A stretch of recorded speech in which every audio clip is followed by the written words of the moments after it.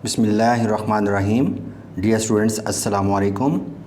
Dear students, आज हम Roman characters के बारे में बात करेंगे कि उर्दू का कौन सा हरफ इंग्लिश के कौन से हरूफ की आवाज़ निकालता है।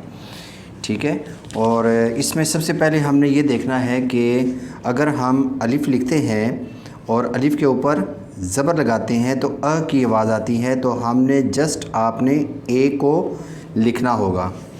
अगर हमने अलिफ़ के ऊपर मद बनाते हैं और ये आ की आवाज़ पैदा करता है तो आपने इसको आ लिखना है, डबल ए की आवाज़ पैदा आएगी।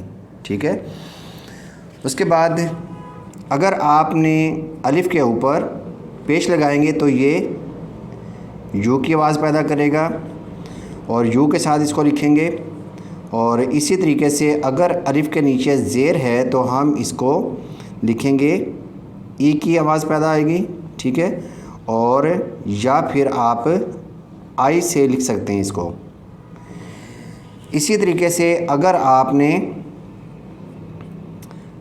अलिफ़ के ऊपर पेश और आगे वाव है तो फिर आपने डबल ओ इसको लिखेंगे तो फिर ये ऊ की आवाज़ पैदा होगी।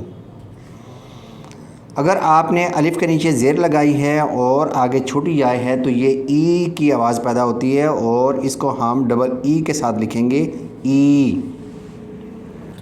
और अगर अलिफ़ के ऊपर ज़बर है और आगे वाव है तो ये हम सिर्फ लिखेंगे ओ।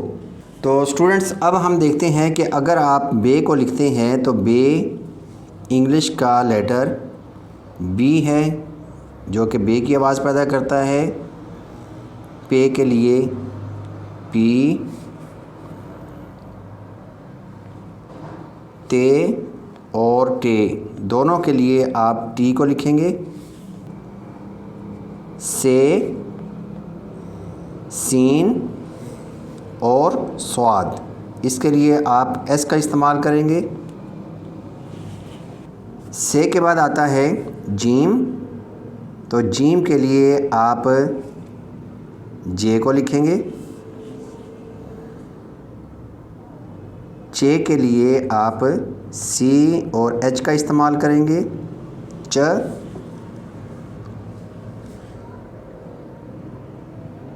हे के साथ आप एच का इस्तेमाल करेंगे।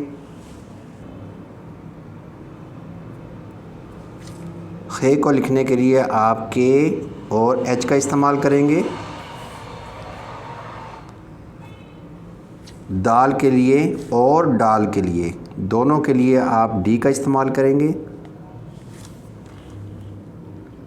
ज़ाल, जे, ज़ोए और ज़ुआद के लिए आप जेड का इस्तेमाल करेंगे। रे, इसके लिए आप आर का इस्तेमाल करेंगे। रे के लिए आपने आर और एच का इस्तेमाल करेंगे। शीन के लिए एस और एच का इस्तेमाल करेंगे।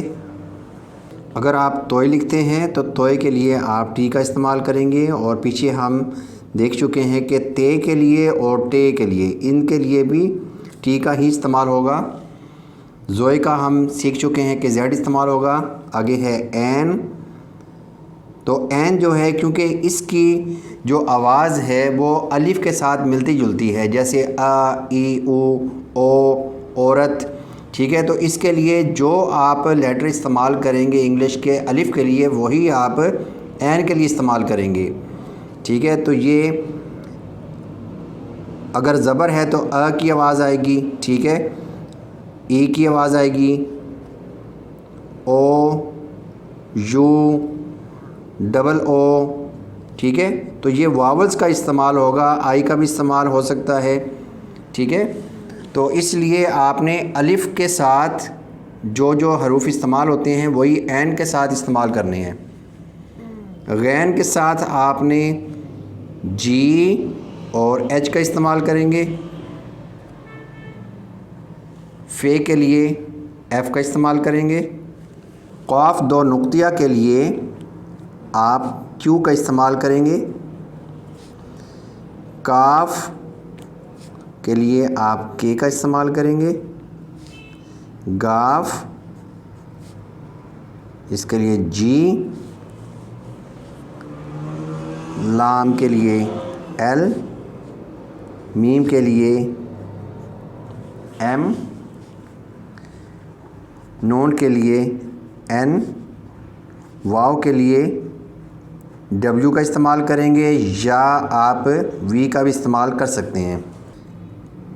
दोनों तरह की जो हे है इसके लिए आप एच का इस्तेमाल करेंगे।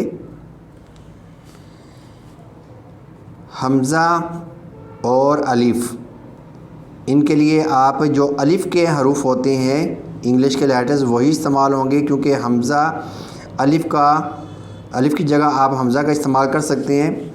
इसी तरह आप छोटी याए और बड़ी याए, इसके लिए आप इस्तेमाल करेंगे वाई, ठीक है, तो वाई का आप इस्तेमाल कर सकते हैं। अब हमने देखना ये है कि ऐसे हरूफ कि जिनके साथ दो आँखों वाली हे इस्तेमाल होती है, तो दो आँखों वाली हे के लिए जैसे हम पहले सीख चुके हैं कि हाय हवस के लिए और हाय मखलूत, ठीक है, इनके लिए एच इस्तेमाल होता है। तो हम बात कर रहे हैं हाय दो चश्मी की, यानी कि हाय मखलूत की। तो हाय मखलूत अगर आपने बे को लिखा और बे के साथ आपने दो आँखों वाली हे इस्तेमाल की है, तो फिर आपने बी और एच का इस्तेमाल करना है, ठीक है। भ, तो अगर किसी हरफ को आपने मोटा करना है, भारी करना है, तो फिर आपने एच का इस्तेमाल करना है। इसी तरीके से फ का इस्तेमाल करते हैं तो पी इस्तेमाल हो गया पे के लिए, और आगे दो आँखों वाली हे के लिए एच, फ की आवाज़ आएगी। इसी तरह आप लिखते हैं थ या ठ, तो इसके लिए आप टी और एच का इस्तेमाल करेंगे। इसी तरह हम आगे चलते हैं, ध, डी और एच का इस्तेमाल करेंगे, और इसमें आप शामिल कर लें ढ, ढ को भी शामिल कर लें। फिर हम देखते हैं कि रे के बाद अगर दो आँखों वाली हे इस्तेमाल होती है, तो फिर भी आपने आर और एच का इस्तेमाल करना है। इसी तरह ड़ के साथ भी आर एच। आप देखें कि ड़ के साथ हम यहाँ पे आर और एच का इस्तेमाल कर चुके हैं, ठीक है ड़, लेकिन आगे दो आँखों वाली हे इस्तेमाल हो रही है, तो इसके लिए फिर आप अलहदा से एक और एच का इस्तेमाल करेंगे। अब आगे हम चलते हैं, जीम दो आँख वाली है, झ, जे, एच इसके लिए इस्तेमाल होगा। छ, छ के लिए देखें कि यहाँ पे हम च के लिए इस्तेमाल कर चुके हैं सी और एच, ठीक है, यहाँ पर देखें ये सी और एच का इस्तेमाल हम कर चुके हैं चे के लिए। अब अगर छ लिखेंगे तो फिर हम क्या करेंगे कि सी एच ये हो गया चे के लिए, और आगे आपने इसको एच को मज़ीद एक और इजाफ़ा करना है हमने एच का, और ये छ की आवाज़ पैदा होगी। उसके बाद हम लिखते हैं ख, काफ के लिए के, उसके बाद एच, ख। घ लिखना है, जी और एच का इस्तेमाल होगा। म, एम और एच, न, एन और एच। तो डियर स्टूडेंट्स, ये तकरीबन हमारे जो हरूफ हैं ये कंप्लीट हो चुके हैं। तो अगर आपके ज़हन में किसी किस्म का कोई क्वेश्चन आता है या इसमें कोई चीज़ की समझ नहीं आती या मुझसे ही अगर कोई गलती हो गई है, तो आप ज़रूर मुझे कमेंट करके बताएं, ठीक है। इसमें यह है कि जो ऑडियंस हैं उनका भी फ़ायदा होगा, मेरा भी फ़ायदा होगा। तो इंशाल्लाह हम मिल के उर्दू सीखते हैं। तो इंशाल्लाह नई वीडियो के साथ मैं दोबारा हाज़िर हूँगा। इजाज़त चाहूँगा। अल्लाह हाफ़िज़। अस्सलामु अलैकुम।